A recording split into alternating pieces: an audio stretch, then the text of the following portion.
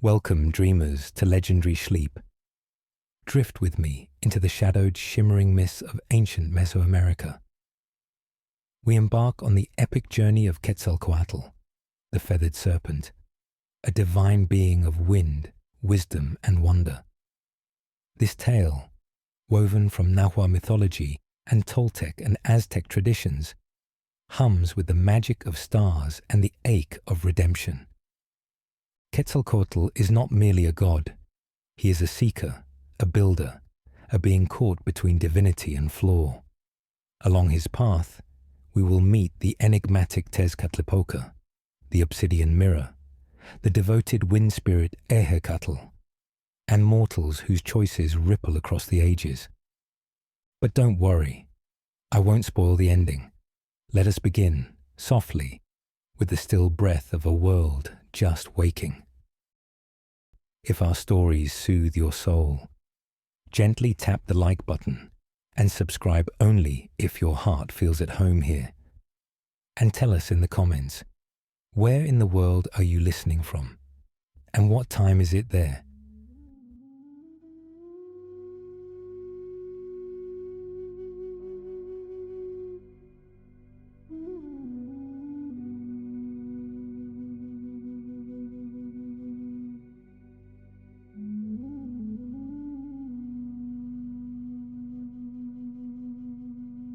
Chapter 1.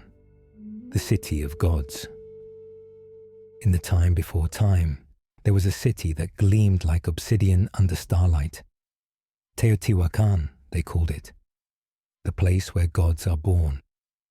It stretched beneath volcano-crowned skies, a city shaped by hands not quite mortal.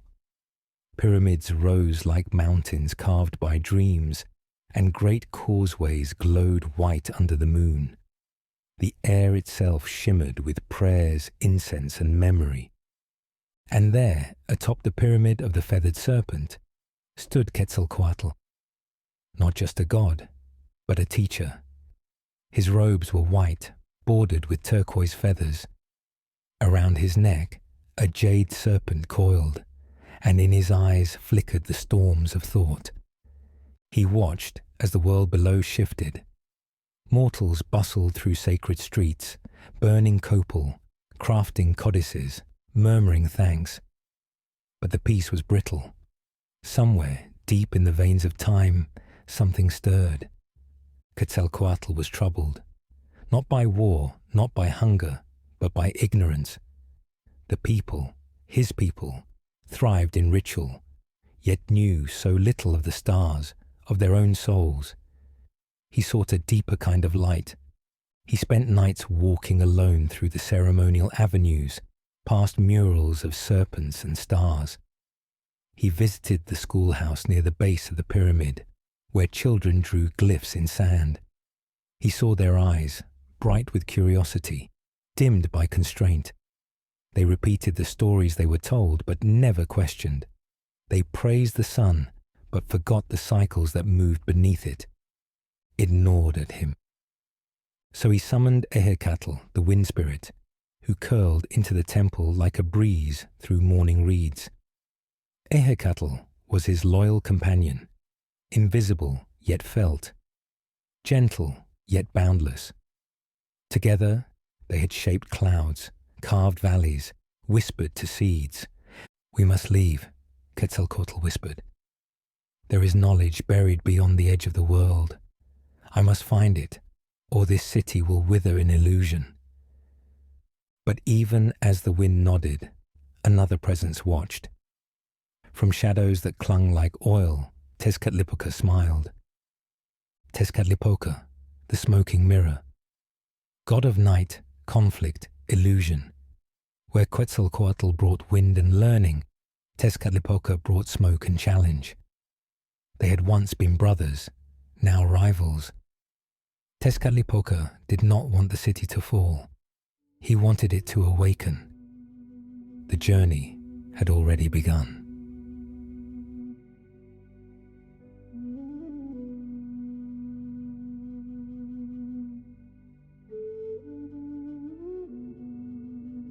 Chapter 2. The Obsidian Mirror. Far from Teotihuacán, under a sky smeared with aurora and ash, Quetzalcoatl walked. Ehecatl danced around him in spirals, rustling leaves and lifting birds into flight. They passed ancient cabers whose roots whispered to the underworld, and salt-flat valleys where no man dared speak aloud. The earth was raw here, cracked and humming with hidden memory. The wind grew more hesitant, the jungle deeper, darker. Quetzalcoatl kept walking. It was in a grove where silence felt thickest that he found the mirror. Obsidian, flawless, resting in a ring of moss. No frame, no symbols, just a dark pool that pulled at thought. "What is it?"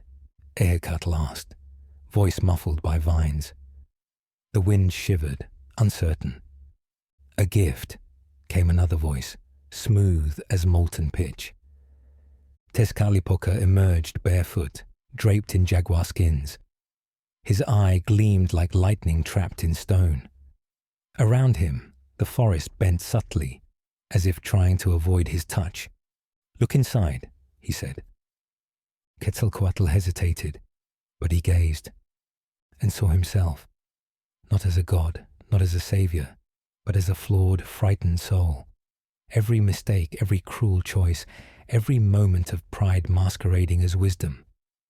The mirror did not lie. It reflected not surface, but spirit. He saw the time he had denied aid to a starving village because the omens were unclear. The time he demanded silence instead of discussion. The unspoken scorn he felt for those who worshipped blindly. He fell to his knees. Tezcatlipoca chuckled. "To seek knowledge is noble, but what will you do when knowledge seeks you?" The mirror shimmered. A vision. A land swallowed by fire. People forgetting their names. Temples turned to dust. "You wanted truth. Here it is. Knowledge without wisdom is ruin." Quetzalcoatl fled.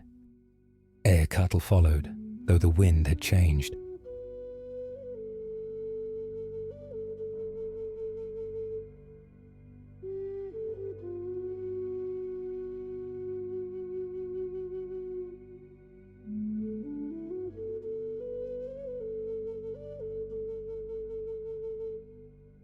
Chapter 3. The Cave of Time. The mountains grew taller and the wind thinner as Quetzalcoatl and Ehecatl climbed toward the horizon's edge. Their journey brought them to a place where the land folded inward upon itself, a canyon carved by forces older than rain, where even the birds fell silent. Here, hidden behind a veil of mist and moss, yawned the Cave of Time. The entrance loomed like the mouth of some dreaming beast, jagged with ancient stone. Around it spiraled rings of obsidian, etched with runes that flickered faintly in twilight. Ehecatl hesitated, his form flickering like candlelight. "This place does not know breath," he whispered. "Are you certain?" Quetzalcoatl nodded, his heart a steady drumbeat beneath his feathered cloak. To know the truth, one must pass through all time. They stepped inside. Instantly, light ceased. Sound dissolved. The world narrowed into heartbeat and memory. Each step echoed not just through stone, but through years. Time peeled away like bark from an old tree. Quetzalcoatl walked corridors that bent back upon themselves, each one lined with mirrors not of glass, but of memory. Here he saw himself as a child, not a god, but a luminous form learning to shape wind into words. In another passage, he was a king, fierce and proud, demanding tribute in the name of divine balance. And still he walked. Ehecatl struggled to hold shape. The wind does not belong in stillness. It flitted and faded, trying to stay near. The cave whispered in forgotten tongues, some old as starlight, some yet to be spoken. In one chamber, Quetzalcoatl found a vision of Teotihuacán in ruin. Its pyramids crumbled, its streets overgrown. Statues of gods lay face down, and no fires burned. The people had not been destroyed by war or plague. They had simply forgotten why they built, why they sang, why they believed. "This is what awaits," the cave whispered. Then came a deeper chamber, a pool flat as glass, deep as eternity. Above it, glyphs moved in the air like fish through water. He stepped closer and looked in. Within the pool, he saw every possible version of himself: the tyrant, the savior, the wanderer, the silent one, the destroyer, the healer, the god who remained, the god who left. A voice echoed from the walls, not of Tezcatlipoca, not of Quetzalcoatl, but of the cave itself. "To know all things is to carry their weight. Will you bear it?" There was no time here, only choice. Quetzalcoatl stood for a long while. Then he whispered, "Yes." Pain lanced through him, not of flesh, but of thought. Knowledge flooded him like fire. He saw the mathematics of stars, the spirals of shells, the stories in bloodlines, the death hidden inside every birth. He saw that to give wisdom was not enough. It must be planted, nurtured, chosen. The pool rippled. The chamber faded. He emerged into starlight. He did not speak. Quetzalcoatl moved gently beside him, silent in reverence. And far above, in a cloud shaped like a jaguar, Tezcatlipoca watched.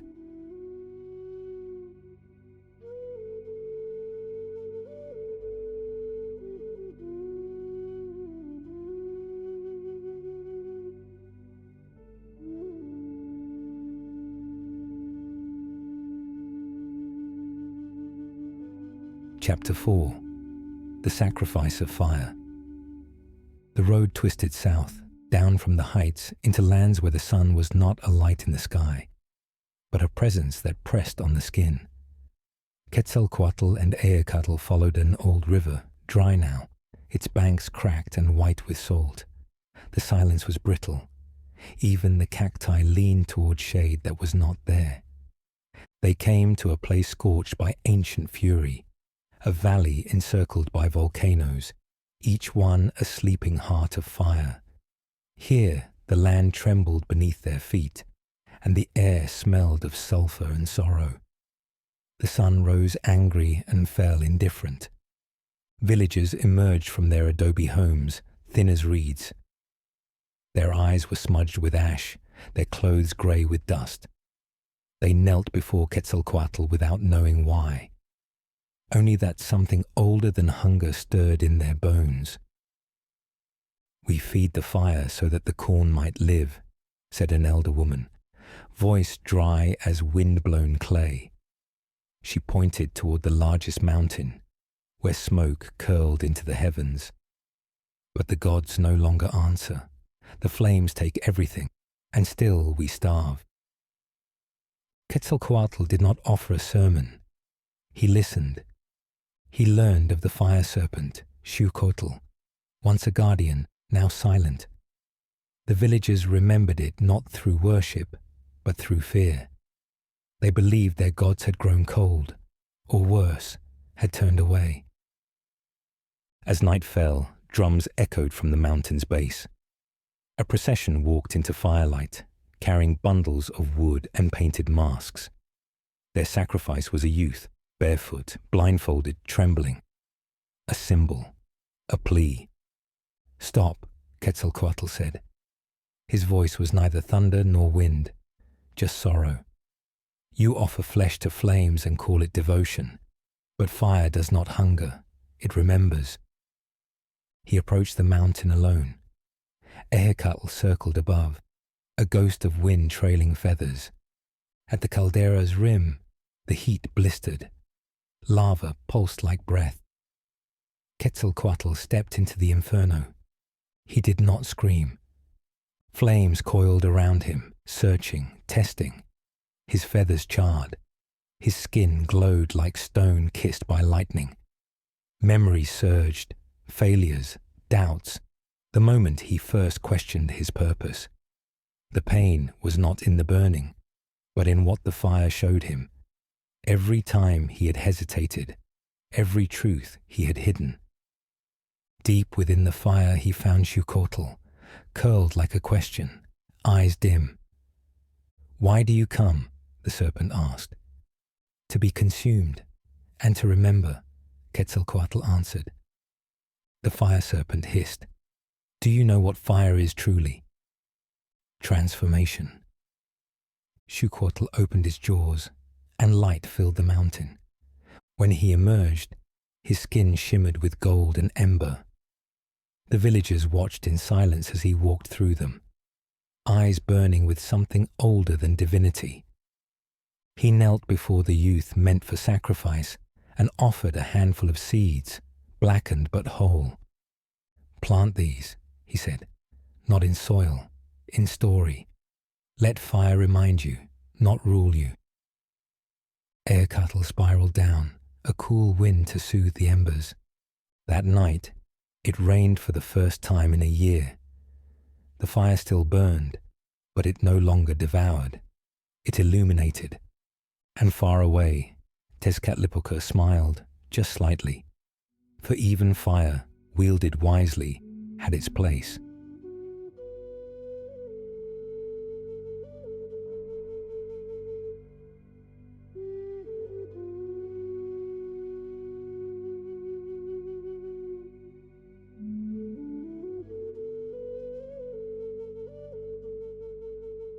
Chapter 5. The City That Forgot Its Name. The next part of the journey led Quetzalcoatl and Quetzalcoatl into a land veiled in morning mist, where the trees grew in twisted silence, and even the birds sang unfamiliar songs. It was a realm untouched by memory, where the paths seemed to forget themselves with every step. At its heart lay a city, vast, old, but empty in ways that had nothing to do with people. Stone towers rose, moss-covered and weathered, inscribed with glyphs that had lost their meanings. Courtyards bloomed with wildflowers, yet felt barren. Water trickled from long, dry fountains, as though remembering how to flow. But it was not abandoned. People lived here, many in fact. Their eyes were dim, their voices hushed.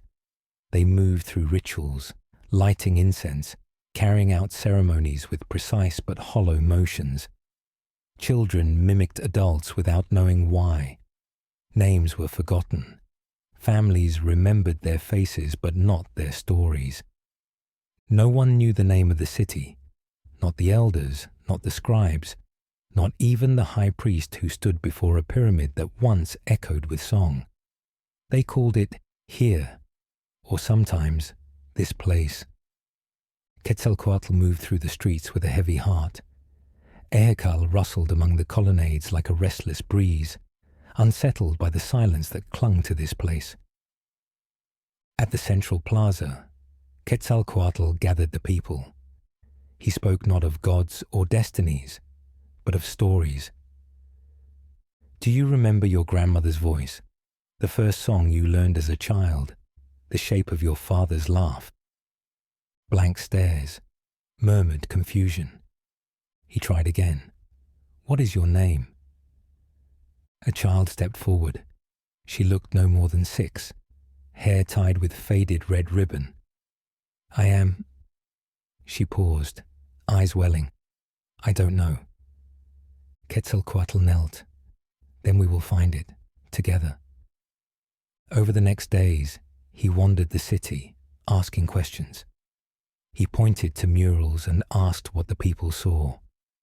He watched as some began to linger before them, tracing figures with their fingers. He asked the bakers to change their recipes, asked the sculptors to add mistakes on purpose. Something shifted. One night, a woman sang. No words, just a melody. Her neighbors listened. One hummed along. A week later, a group of children painted the wall of an abandoned house, spirals, birds, and the sun with a smiling face. The high priest tried to stop them. The people asked him why. He had no answer. Quetzalcoatl grew stronger, sweeping through alleyways like laughter. The city's energy changed. People began giving names to their streets again, their pets, their children. Not the old names, but new ones. Invented, remembered, borrowed. It didn't matter. They mattered. Quetzalcoatl stood before the Great Pyramid again and asked the high priest, "Do you remember?" The man closed his eyes. "I remember the taste of cacao my mother made when I was 5. "Then your name will follow." As the people regained their stories, they chose a new name for their city. Not an ancient one, not one written in the stars. A name that belonged to them, a name they would pass on. Quetzalcoatl stayed until the first festival. It was chaotic. Off-key flutes, uneven dancing, laughter that spilled like overturned jugs. Children ran wild. Elders wept. And in the center of it all, the girl with the red ribbon stood on a stone bench and declared, "My name is Itzel, and I remember." Quetzalcoatl smiled. Quetzalcoatl lifted her words into the sky. When they left, the name of the city echoed in the wind. It would never be forgotten again.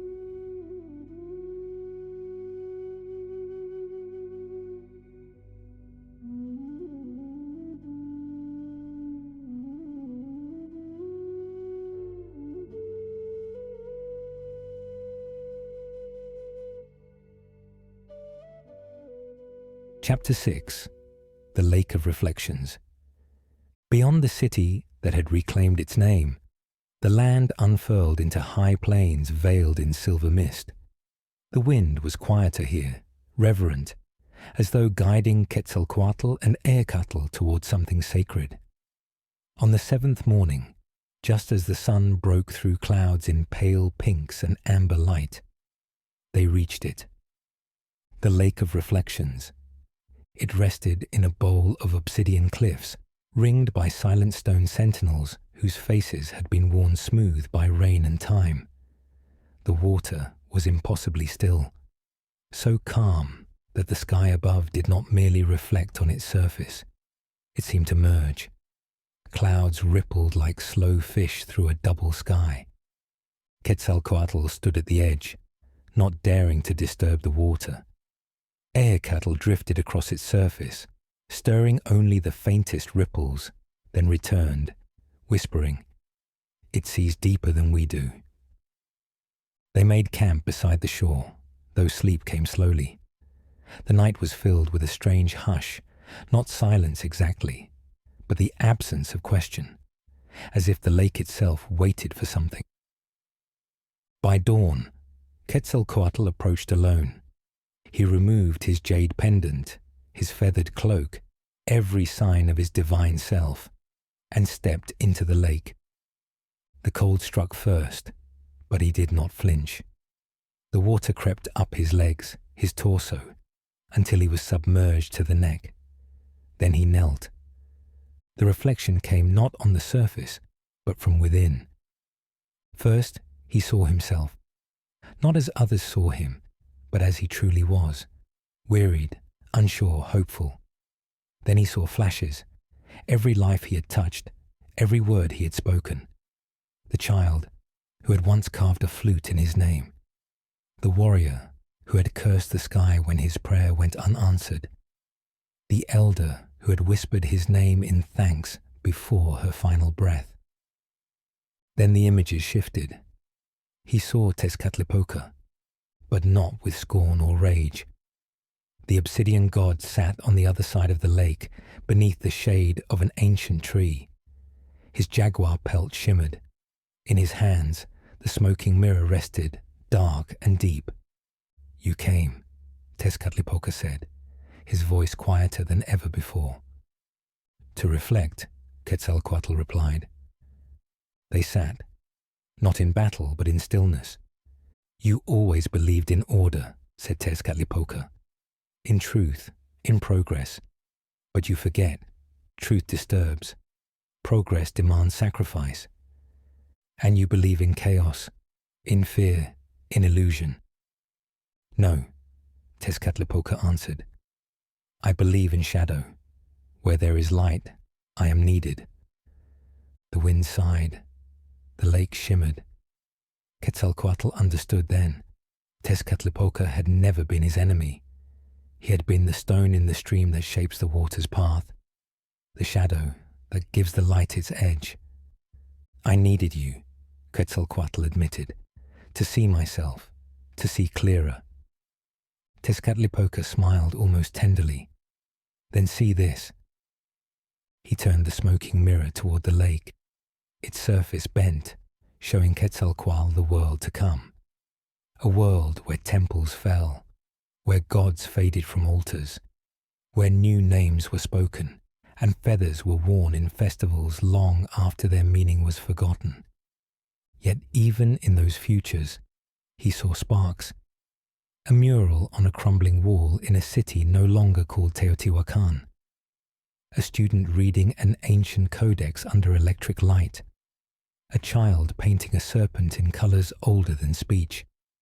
You may fall, Tezcatlipoca said, but you will never vanish. Quetzalcoatl stepped from the lake. Water dripped from his body, but he felt lighter. No longer burdened by his flaws, but carried by their wisdom. He turned once more to Tezcatlipoca. Will we meet again? The god of mirrors faded like mist. We never truly part. Ehecatl wrapped around Quetzalcoatl, warm and steady. They left the lake behind, but the reflection stayed with him. Not as an image, but as understanding. Redemption, he knew now, was not a destination. It was a path chosen every day.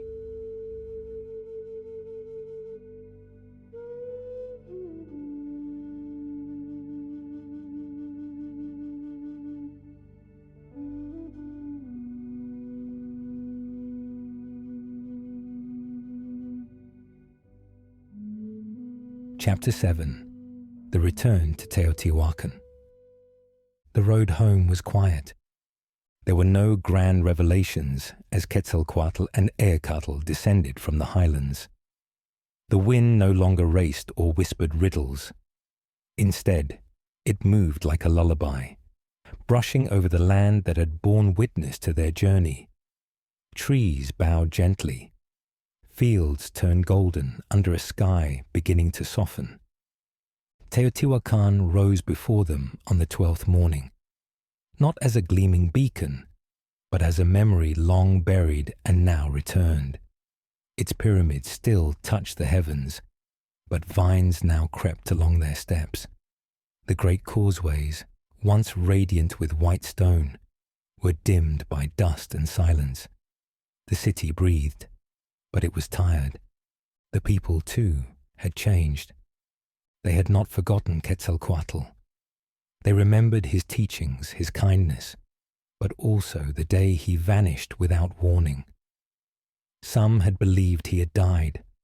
Others said he would return in fire or light or feather. Most had simply continued because life demands it. He did not enter with thunder. He walked. Children playing in the shadow of the Pyramid of the Moon saw him first.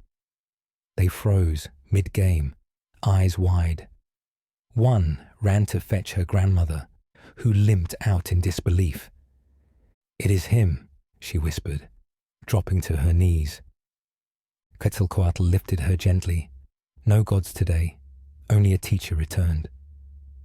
And so he was welcomed not with drums or sacrifices, but with tears, with hesitant smiles, with the warm, fragile trust of a people who had learned to carry on without him. He walked the city slowly, touching walls, speaking with weavers and potters, bakers and scribes. He visited the school where he once taught glyphs to children. The room was empty, but for a broken reed pen. He picked it up and smiled. That night, beneath stars familiar and new, he summoned the council of elders. He spoke of his journey, not in divine parables, but in humble truths. He told them of the city with no name, of the mirror and the fire, of Tezcatlipoca not as foe, but as necessity. He spoke of change, of decay, of endurance. The gods will fade, he said softly, but the teachings must not. So he proposed a new way, no temples of stone. Instead, schools beneath the open sky, no rituals for appeasement, but celebrations of curiosity. A city not ruled by gods, but guided by shared memory and wonder. Many were skeptical. Some feared angering the old forces, but others, those who had seen the world grow dim, nodded. Work began the next day. Children gathered under the shade of trees to learn not just history, but astronomy, farming, healing, stories. Quetzalcoatl encouraged questions. When one child asked if he could speak to the stars, Quetzalcoatl told him to try, and then helped him build a device to track their paths. The city brightened, not in gold or conquest, but in eyes lit with understanding. Murals appeared again on walls. Songs returned to courtyards. A new calendar was begun, not by decree, but by the collective hands of artists and scholars. Ehecatl, always restless, found contentment. He whispered through classrooms, lifted the skirts of dancers, cooled the backs of stone carvers. One evening, Quetzalcoatl climbed the steps of his old pyramid. From the top, he looked out over Teotihuacán. Fires glowed, laughter echoed. Ehecatl coiled beside him. "Will it last?" the wind asked. "Nothing lasts forever," Quetzalcoatl replied, "but seeds planted in story live longer than stone." He looked to the east, where the morning star would soon rise. And far beyond that, a silence awaited. But for now, the city breathed.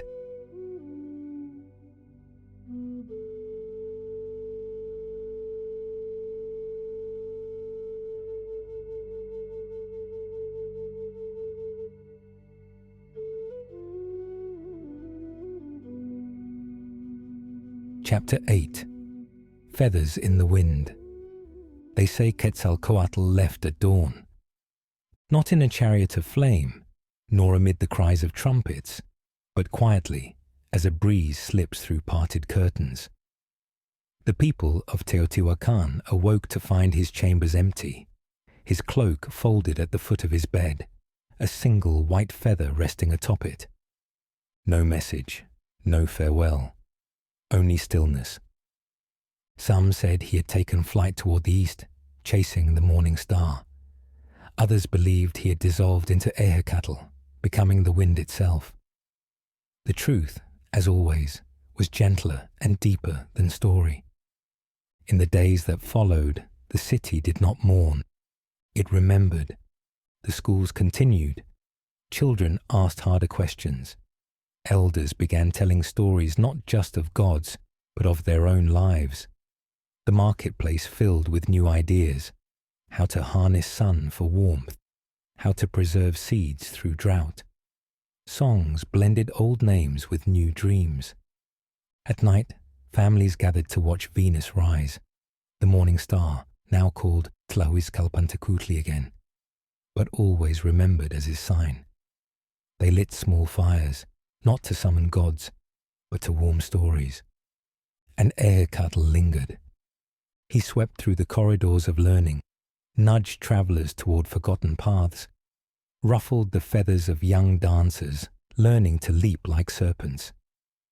In quiet moments, one could feel Quetzalcoatl's presence in the hush before speech, in the hush after truth. He had not left them empty. He had left them awake. Far beyond Teotihuacán, in valleys yet untouched, his teachings would travel on the backs of storytellers, in the footsteps of wandering midwives, in the chants of those who wove cloth into cosmic diagrams. His name changed with each telling. Sometimes he was a god, other times a man. Often just a feathered serpent gliding between dreams. One night, a boy named Isel asked his grandmother, "Will he come back?" She stirred the pot over the fire and said, "He never really left. You'll see him in the way the stars arc, in the breath that lifts your kite, in the words that echo long after they're spoken." The boy nodded, not because he understood, but because he trusted. High in the sky, the morning star blinked, and somewhere where the edge of the world folds into cloud, Quetzalcoatl walked, not seeking knowledge this time, but planting it in the soil of silence, in the minds of those yet unborn. For redemption, he had learned, is not earned in a moment, but lived in many. Close your eyes now. The feathered serpent flies still, not to be seen, but to be felt, in your breath, in your stillness, in the quiet hour between waking and sleep. Rest well, traveler. Your journey too continues.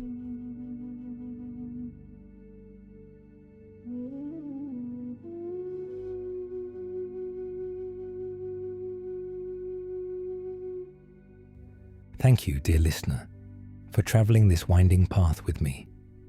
If this journey stirred something within you, consider liking and subscribing, only if you truly enjoyed it. Until next time, may your dreams carry feathers and your spirit ride the wind.